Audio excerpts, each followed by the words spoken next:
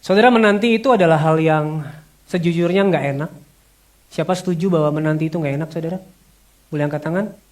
Ya, apalagi menanti yang nggak pasti, saudara ya. Kita hidup dalam budaya yang sebenarnya nggak suka-suka banget menanti. Makanya semua disediakan dengan sangat instan ya. Makanan instan kita bisa bikin dengan cepat. Kalau lapar bikin mie cup 3 menit, atau kalau mau repot sedikit rebus mie 3 menit. Informasi instan, kita mau cari informasi tinggal ketik di Google, sekarang bisa ketik di ChatGPT. Kopi instan, saudara ya. Saya nggak tahu ini ya, atau cuman saya atau teman-teman saudara juga begitu ya. Kalau lagi beli sesuatu di toko Pak Edi, saudara, saya suka beli dengan kurir yang instan. Nggak suka menanti. Saya mau yang lebih cepat datangnya. Padahal ketika datang juga nggak langsung dipakai, saudara. Kadang saya kan suka beli board game ya, saudara ya. Pas datang instan, saudara, ya cuma dipandangnya aja, belum langsung dimainin karena nggak ada teman mainnya. Biasanya istri kalau lagi mood saya ajak main. Tapi kalau nggak ada, saya pandangin aja. Padahal udah pesan instan, saudara. Terus misalnya kalau kita pesen yang nggak instan dan dikirim by kurir gitu ya, kita suka lihat per berapa jam, lihat status barang. Apalagi kalau kurirnya udah pegang barangnya, on your way untuk mengirim barangmu, gelisah banget, saudara. Dan Yoses, saudara, salah satu contohnya, mumpung orangnya lagi nggak di sini, tapi saya udah izin ya. Waktu nembak Sherin waktu itu, istrinya sekarang, saudara, dia nggak mau menunggu, dia mau hari itu dijawab. Dia bilang, aku nggak mau menunggu. Padahal Sherin bilang, tunggu dulu, kasih aku beberapa hari untuk menjawab. Dia nggak mau nunggu. Karena dia tahu kalau dia memberi waktu untuk berpikir, dia pasti ditolak, saudara. Karena Sherin akan ada waktu untuk mikir, saudara. Enggak ya, tapi dia memang nggak mau nunggu. Karena penantian itu hal yang berat, saudara. Karena ada sense kita nggak bisa kontrol sesuatu ketika kita sedang menunggu. Apalagi ketika kita sedang ada di dalam tekanan, saudara. Dalam penderitaan, di dalam masalah. Kita sering atau bahkan selalu menginginkan jalan keluar yang cepat, jalan keluar yang instan. Kita berusaha untuk mengambil alih, mengontrol segalanya. Kadang-kadang kita berpikir, Tuhan terlalu lama. Aku lebih tahu waktu yang terbaik. Tapi saya berdoa firman Tuhan hari ini akan mengubah hati kita, mengubah cara berpikir kita tentang penantian. So khotbah saya beri judul Waiting, a Gospel Invitation to Remember. Menanti, sebuah undangan Injil untuk mengingat. Kita ke ayat kita hari ini ya, masih di seri New Strength. Kita sampai di Yesaya 40 ayat 31a. Tapi saya mau baca dari ayat 30 yang minggu lalu kita belajar sama-sama. Boleh kita baca bersama-sama? Yesaya 40 ayat 30 sampai 31a. 1, 2, 3. Orang-orang muda menjadi lelah dan lesu, dan teruna-teruna jatuh tersandung. Tetapi orang-orang yang menanti-nantikan Tuhan mendapat kekuatan baru. Mereka seumpama raja wali yang naik terbang dengan kekuatan sayapnya. Amin. Saudara, sebagai pengingat akan konteks, hari itu bangsa Israel sedang ada di dalam tekanan. Mereka tengah kehilangan segalanya di dalam pembuangan. Bait Allahnya hancur, kota Yerusalem runtuh, ya nggak ada lagi. Mereka dipaksa hidup di tanah yang bukan rumah mereka sebagai tawanan. Mereka telah ada di sana selama puluhan tahun, saudara. Mungkin sama seperti kita, ada beberapa dari kita yang sedang ada di dalam tekanan. Ada dari kita yang merasa terbuang, ada yang dari kita yang merasa sudah kehilangan segalanya. Hari ini kita akan melihat bahwa ada penghiburan di dalam penantian, saudara. Nah, minggu lalu kita sudah bahas ayat 30, tapi saya tampilkan lagi karena ayat 31a adalah lanjutan dari ayat 30. Makanya ada kata tetapi. Nah, koneksinya apa? Saudara, ayat 30 berkata orang muda menjadi lelah dan lesu. Teruna menjadi jatuh tersandung, saudara. Tetapi orang-orang yang menanti-nantikan Tuhan mendapat kekuatan yang baru. Nah, saudara, kalau saudara ingat khotbah minggu lalu, orang muda dan teruna ini menggambarkan satu kondisi yang prima. Orang-orang yang ada pada kekuatan di puncaknya. Tetapi mereka juga jatuh, mereka juga lesu, mereka juga tersandung.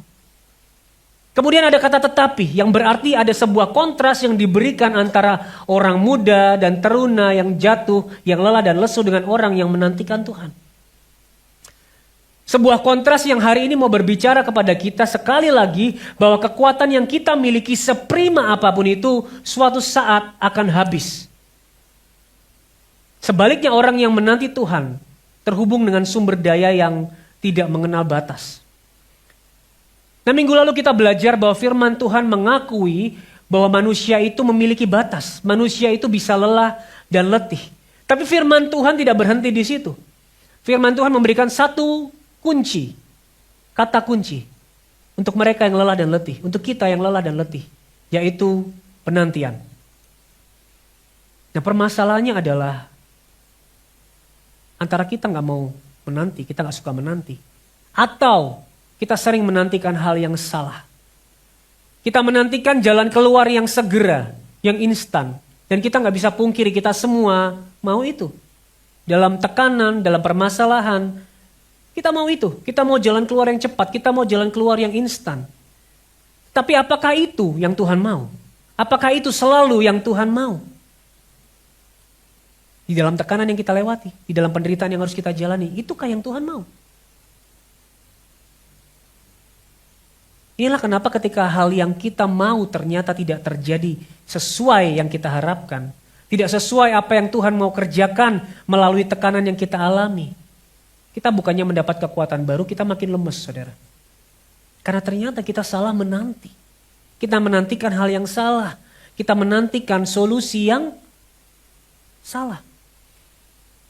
Saudara, kenapa penantian terasa melelahkan? Karena kita menantikan sesuatu yang salah. Penantian ini terasa melelahkan ketika kita menantikan sesuatu yang salah. Saya juga mau jujur, dalam tekanan hidup kita mau jalan keluar yang cepat. Kita mau masalah cepat selesai, bebannya diangkat, situasi berubah. Tapi persoalannya ketika yang kita nantikan hanyalah perubahan keadaan, sementara Tuhan justru sedang mengerjakan sesuatu yang lain dalam hidup kita. Penantian itu gak beri kekuatan, justru menguras tenaga kita karena ada ekspektasi yang salah. Kita menunggu tetapi makin hari penantian kita membuat kita makin lelah. Bukan karena Tuhan gak setia, bukan karena Tuhan gak baik, tapi karena harapan kita sejak awal diletakkan di tempat yang salah. Kita seringkali berkata, Tuhan kalau ini selesai, masalah ini selesai, tekanan ini lalu daripadaku, aku akan kuat lagi. Tanpa sadar kita berpikir kalau jawabannya cepat datang, aku pasti bisa bertahan. Hari berganti, minggu berganti, bulan berganti, keadaan yang kita mau belum terjadi, belum berubah, dan kita mulai bertanya-tanya, benarkah Tuhan ada bagiku? Kita mungkin masih berdoa tapi gak pernah lagi penuh pengharapan. Dan di titik itu kita sadar, oh ternyata aku salah menanti.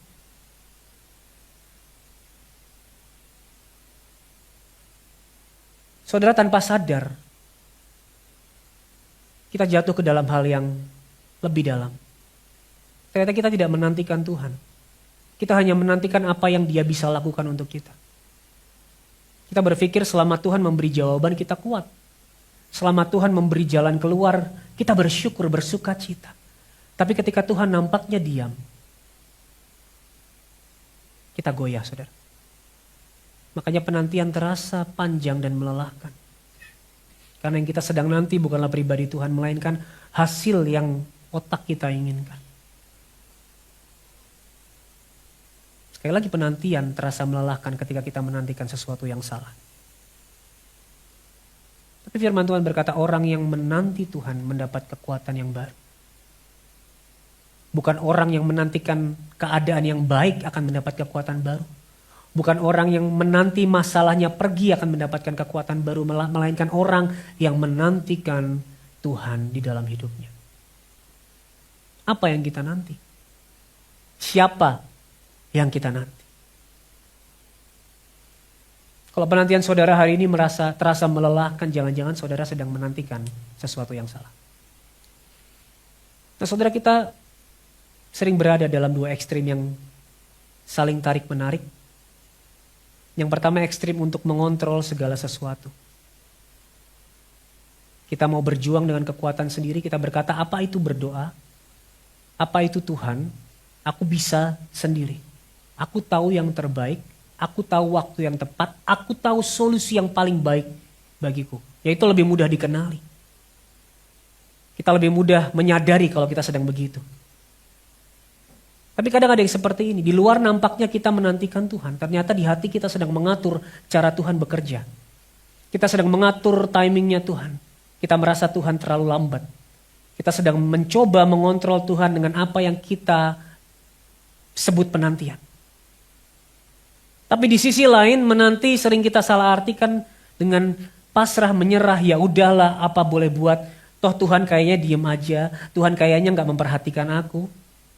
Dua-duanya seperti sedang menanti, tetapi sama-sama berangkat dari hati yang melupakan siapa yang sedang kita nantikan. Nah saudara, kalau kita lihat struktur bagian kitab suci yang kita baca, penantian yang diperintahkan bagi mereka yang lelah dan kehabisan kekuatan, perhatikan, didahului oleh satu pengingat tentang siapa itu Tuhan. Dalam konteks Yesaya 40, mereka diingatkan bahwa Allah adalah Allah yang kekal, yang menciptakan langit dan bumi, menciptakan bumi dari ujung ke ujung, tidak menjadi lelah, tidak menjadi lesu, tidak terduga pengertiannya, memberi kekuatan. Nah menanti ditulis setelah ayat sebelumnya menegaskan siapa Tuhan yang dinanti. So penantian kita didasari oleh siapa Tuhan bagi kita. Itu berarti penantian bukanlah tuntutan bagi kita. Melainkan respon akan sebuah pengenalan. Maka menanti bukanlah sebuah usaha keras untuk duduk setia. Melainkan sebuah respon terhadap pengenalan akan siapa Allah bagi kita. Perintah menanti diberikan setelah ada penegasan dan deklarasi siapa Allah bagi umat yang menanti. Ia adalah Allah yang berkuasa. Ia adalah Allah yang menciptakan segalanya. Ia adalah Allah yang berdaulat. Oke, jadi aku bisa menanti Allah karena ia berkuasa, berdaulat. Tapi seringkali itu gak cukup saudara. Bahkan most of the time itu gak cukup. Kita berpikir iya berdaulat, ia berkuasa. Tapi kalau ia cuma berdaulat, ia cuma berkuasa, belum tentu ia peduli sama aku. Belum tentu ia mengasihi aku. Apa buktinya dalam tekanan yang aku alami, ia bekerja untuk mendatangkan kebaikan? Apa buktinya ia tidak akan terlambat dan membiarkan aku?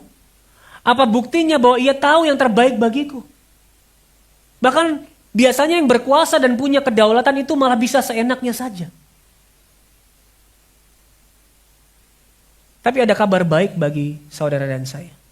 Boleh kita balik ke ayat 31a saudara ya. Tetapi orang-orang yang menanti-nantikan Tuhan mendapat kekuatan baru. Mereka seumpama Raja Wali yang naik terbang dengan kekuatan sayapnya. Nah, saudara, kita sering melihat perumpamaan Raja Wali yang naik terbang ini dihubungkan dengan fakta tentang Raja Wali. Raja Wali itu terbang tidak mengepakkan sayap. Dia hanya membentangkan sayap, terbang dengan kekuatan angin. Dan ini adalah umpama orang yang menantikan Tuhan. Dia tidak pakai kekuatan sayapnya sendiri. Ia pakai kekuatan yang dari Tuhan. Oke, itu sebuah hal yang baik dan benar saudara. Tapi ada satu makna yang jauh lebih indah dari ini. Perhatikan ini saudara, melalui penggambaran tentang Raja Wali ini. Tuhan mau membawa bangsa Israel ditarik jauh kepada satu ingatan. Jauh sebelum pembuangan ke Babel.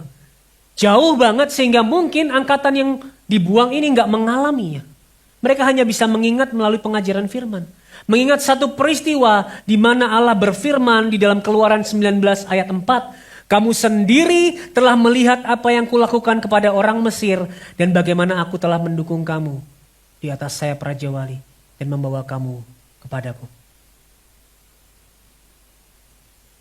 Saudara, melalui kiasan Raja Wali ini, Tuhan tarik bangsa Israel mengingat tentang campur tangannya di dalam sejarah mereka. Mengingat bagaimana Tuhan menyelamatkan umatnya. Mengingat bagaimana Tuhan membebaskan mereka dari Mesir. Sekaligus menegaskan bahwa ia sanggup menyelamatkan mereka sekali lagi. Sanggup membebaskan mereka sekali lagi. Ia bukan hanya Tuhan yang berkuasa dan berdaulat, tetapi Tuhan yang mengasihi Israel. Tuhan yang telah membebaskan mereka. Tuhan yang telah menyelamatkan mereka. perintah untuk menanti diapit dengan dua undangan untuk mengingat. Mengingat kebesaran, kekuasaan, kekuatan, dan kedaulatan Tuhan. Dan mengingat kasih Tuhan yang membebaskan bangsa Israel. Tuhan mau berkata, engkau bisa menanti aku dengan percaya. Karena aku yang perkasa ini telah membebaskan engkau. Karena aku yang perkasa ini mengasihi engkau. Dalam kesesakan, dalam tekanan yang mereka alami dalam pembuangan bangsa Israel, yang lupa siapa mereka, yang lupa siapa Allah mereka, diundang untuk mengingat kembali. Dan dengan mengingat Allah mereka dan apa yang mereka lakukan, yang Allah lakukan bagi mereka, pelan-pelan bangsa Israel, identitasnya sebagai anak sulung Allah yang dikasihi dipulihkan. Saudara, maka penantian bukan hanya tentang tahu siapa Allah bagi kita. Menanti bukan hanya tentang pengetahuan siapa Allah bagi kita. Melainkan sebuah undangan untuk mengingat apa yang Allah sudah lakukan bagi kita. Saudara, dalam tekanan yang sedang kau alami hari ini, atau mungkin di tahun ini, engkau akan mengalami tekanan, kesesakan. Di dalam penantianmu ada undangan untuk mengingat betapa berkuasanya Allah. Tapi Allah yang berkuasa itu sudah mengasihi kita terlebih dahulu. Maka lirik yang lagu pertama yang kita nyanyikan tadi sangat indah. Siapa yang seperti Tuhan kita? Dia kuat tapi setia kasihnya. Tidak ada yang seperti dia. Saudara, jika bangsa Israel diingatkan tentang bagaimana Allah membebaskan mereka dari perbudakan di Mesir, maka lebih dari itu hari ini ada undangan Injil untuk kita mengingat bagaimana Allah membebaskan kita dari Mesir kita, perbudakan dosa. Saudara, jika kepada Israel Allah berkata, kamu sendiri telah melihat apa yang kulakukan kepada orang Mesir, dan bagaimana aku telah mendukung kamu di atas sayap Raja Wali dan membawa kamu kepadamu. Hari ini kepada kita Allah mau berkata, lihatlah apa yang aku lakukan kepada dosa-dosamu. Aku menanggungnya melalui salib Kristus. Aku membebaskanmu, aku menyelamatkanmu, aku mematahkan belenggu dosa yang mengikatku. Aku membawa kamu kepadaku. Saudara, tidakkah itu bukti terbesar bahwa Ia mengasihi kita? Bukankah itu jaminan yang tidak akan gagal, bahwa sekalipun di dalam tekanan, kita tidak menantikan Tuhan yang cuma berdaulat dan berkuasa, tapi juga mengasihi kita. Sehingga tidak mungkin dalam kedaulatan dan kuasanya, Ia yang mengasihi kita merekakan yang jahat bagi kita. Saudara ingat dua ekstrim tadi? Yang satu mau terus mengontrol segala sesuatu. Karena dia merupakan Tuhan yang punya kendali. Yang satu mau menyerah. Karena dia lupa Tuhan peduli sama dia. Sama-sama di dalam hal yang kita sebut penantian. Tapi sama-sama karena kita tidak percaya bahwa Allah adalah Allah yang berkuasa, namun juga mengasihi kita. Saudara, kita berusaha mengontrol segalanya karena ada keraguan di dalam hati kita. Keraguan yang berkata Tuhan mungkin ada, tapi apakah Ia sungguh berkuasa menolong? Di sisi lain kita juga bisa menyerah tanpa pengharapan karena kita curiga di dalam hati kita. Kecurigaan yang berkata, yang bertanya, Tuhan mungkin berkuasa, tetapi apakah Ia sungguh peduli kepadamu? Saudara, Injil menjawab kedua pertanyaan ini sekaligus. Bukan dengan ilusi kontrol, maupun dengan membenarkan keputusasaan. Tapi Injil menjawab dengan menunjuk kepada salib Kristus. Di mana di sana kita melihat Allah yang berdaulat penuh, namun memilih salib yang nampaknya lemah sebagai bukti kasihnya bagi kita. Dan salib menyatakan bahwa Allah mau menolong. Yesus Ia menyerahkan anaknya yang tunggal, anaknya sendiri bagi kita. Dan juga Allah sanggup menolong. Terbukti bahwa Ia mengalahkan dosa dan kematian. Saudara, ada sebuah undangan dari Injil untuk mengingat, memandang kepada salib. Salib yang menyatakan bahwa Allah cukup berkuasa, bahkan sangat berkuasa untuk menolong kita. Tapi sangat mengasihi kita untuk mau dan rela menolong kita. Dan saudara, kalau kita mendengar dan menerima undangan Injil, maka ini akan membebaskan kita, mengubah pola pikir kita. Kalau tadinya di dalam penderitaan dan tekanan kita berpikir, aku harus memastikan semuanya beres, aku gak boleh lemah. Kalau aku gagal, berarti Tuhan tidak menolong. Jadi aku harus menyelamatkan diriku sendiri. Atau sebaliknya, saudara, percuma berdoa. Kalau Tuhan mau menolong, Dia pasti sudah melakukannya. Kalau kita mengingat salib, saudara, pola pikir kita akan diubah menjadi pola pikir yang meskipun aku tidak memahami Tuhan, tapi aku akan tetap berdoa, berharap kepadanya, mengambil langkah yang tepat dan menunggu Dia bekerja dengan caranya. Kita tetap berdoa, kita tetap berharap, tapi kita tetap melakukan tanggung jawab kita. Tapi kita tidak memaksakan hasil seolah-olah kita yang mengontrol segalanya. Atau di dalam pelayanan, kita mungkin dulu berpikir kalau aku tidak mengatur semuanya dengan baik, pelayanan ini akan hancur. Sebaliknya kalau jemaat tidak berubah, ya sudah, itu urusan Tuhan. Tapi Injil mengajak kita, mengundang kita, dan mengubah pola pikir kita. Untuk menjadi pola pikir yang berkata, aku akan mempersiapkan diri dengan sungguh-sungguh. Memberitakan firman dengan setia, dan menyerahkan pertumbuhan kepada Tuhan. Atau saudara yang mungkin sedang bergumul di dalam dosamu, jatuh bangun di dalam dosa. Dulunya saudara berpikir, aku harus jadi orang Kristen yang kuat, aku gak boleh jatuh. Kalau jatuh berarti imanku palsu. Atau aku memang begini. Ya sudahlah, Tuhan pun pasti sudah capek dengan aku. Tapi dengan mengingat akan Injil, hati kita akan diubah. Cara berpikir kita akan diubah. Kita bisa berkata, aku mau melawan dosa dengan serius. Aku mau membenci dosa yang telah menyalibkan sahabatku Yesus Kristus. Tapi pengharapanku bukan pada ketekunan dan keteguhanku, melainkan pada salib Kristus. Kita bisa bertobat dengan sungguh-sungguh. Kita bisa mengambil langkah yang nyata menjauhi dosa. Tetapi ketika kita jatuh kembali, kita bisa kembali kepada salib. Bukan tenggelam di dalam rasa